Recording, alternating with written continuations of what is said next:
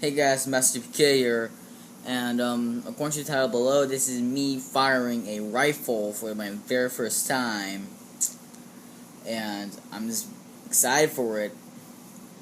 At the shooting range, my mom didn't really let me shoot anything else. I did not fire a pistol there. This is the only gun I was shooting while I was there, and I was only there for like 30 to like 45 minutes.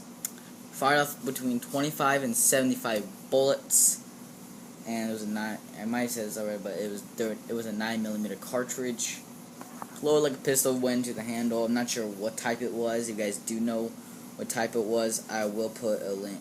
Please tell me in the comments below, and also have a photo of me just aiming the weapon, so you guys can tell me what it is.